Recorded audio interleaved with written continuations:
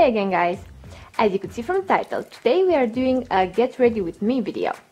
And it's a look that's meant to work for the ballet or the opera or the theater or just about any other fancy place that you might be going to. And I thought to do this video because last week I was at the Romeo and Juliet ballet play with a friend of mine. I also posted a pic on Instagram. And guys, I have to say it was absolutely wonderful. The location was amazing, the dancers were fabulous. I mean, it was the Moscow Classical Ballet after all.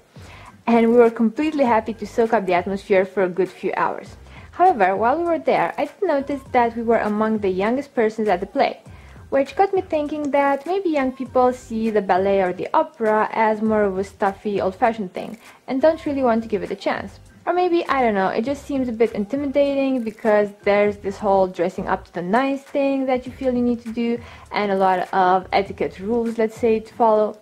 And if that's the case, I just think that's such a shame, guys, because honestly that's not what enjoying these beautiful art shows is about, and that's really not at all how the ballet is.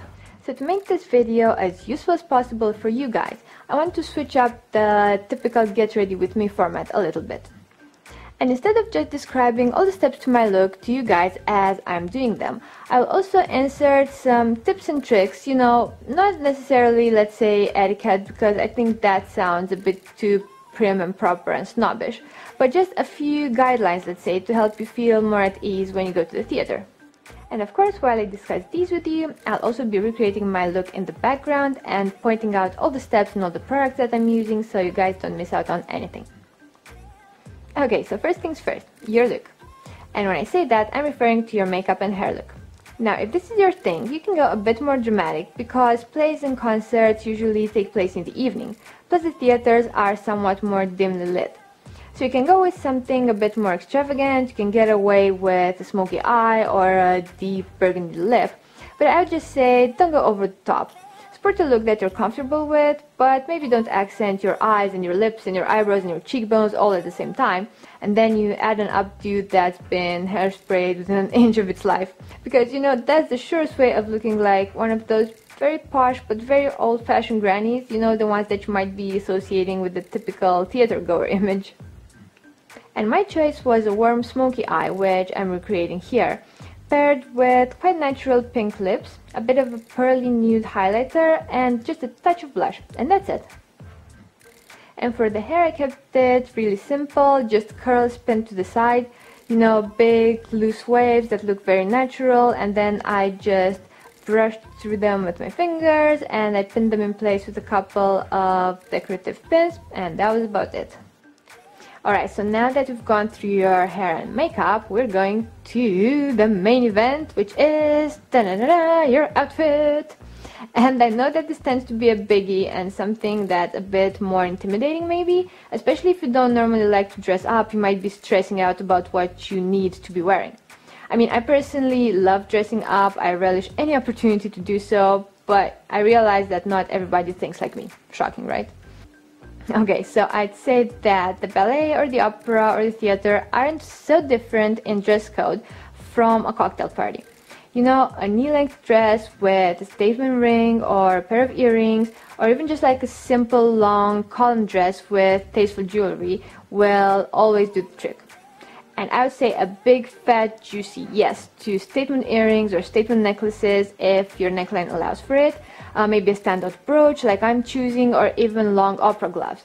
Because, I mean, if you have them and you've been shy about wearing them, what are you waiting for? It's in the name. If you don't wear them to the opera, you probably will not take them out of their box. And at the same time, I would like to say a definite no to tiaras. And don't get me wrong here, theaters are usually very royal and elegant, but still, don't get carried away. You're not a princess and you're not the star of the night, they're on stage. So, just a bit more glammed up than usual, but still keeping common sense, even when it comes to accessories. And if you're really not comfortable in a dress or a skirt, a pair of palazzo pants or a classic black pair of cigarette trousers will always do the trick for you. You can combine them with a silk top or a chiffon shirt, and they will look just the right amount of comfortable and elegant.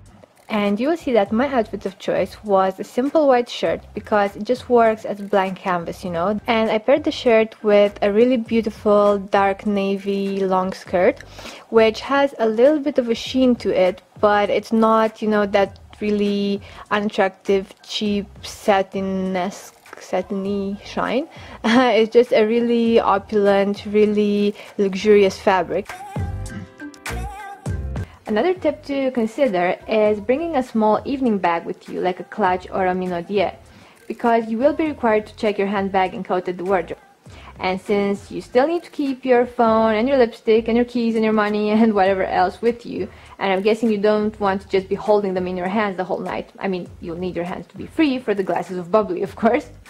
I say you'll be glad that you brought your clutch with you. Even if you just pack it in your handbag, because duh, I understand that not everything you need for the night can fit in a clutch, but still, it's just smart to have it on hand. Okay, so something else that I would consider before going to the opera or the theater, and that also has to do with your prep, is something that isn't outfit or look related. And I would suggest, if you have the time, and of course if you have the inclination to, definitely make the small effort of reading a bit about the artist that you will be seeing, maybe even reread the play that is about to be acted out for you, or listen to some opera music to get you in the mood, you know, in the atmosphere before the concert. Because in the end, it's all about getting yourself ready for what you're about to take part in, you know, this artistic event, and just to start building your taste at the same time in this area and to educate your preferences. And this way, going forward, you will always know what your favorites are. You will perhaps start following a certain ensemble or a certain singer, and then you know exactly what you want to be spending your money and your time on. Okay, so you're almost ready. Your beautiful outfit is on, your hair and makeup are in place, you're feeling wonderful, you're ready to be exposed to a night of art. And now some tips for when you actually get to the place. My suggestions are to arrive early, because otherwise you'll be disturbing everybody while getting to your seat, and you don't want those, you know, mean side eyes. Or you might even be denied access in the hall, and that's really a shame, guys. And while you're there, do remember to put your phone on silent so you don't perturb the orchestra music and the overall performance. And most importantly, don't forget your tickets unless you want to have to turn back on the spot to retrieve them. And then, of course, run late. Other than that, just enjoy the show. And of course, please let me know if you enjoyed the video, if it helped you, and if it maybe encouraged you to go to the ballet, to the opera, or to the theater more often. Thanks for watching, guys!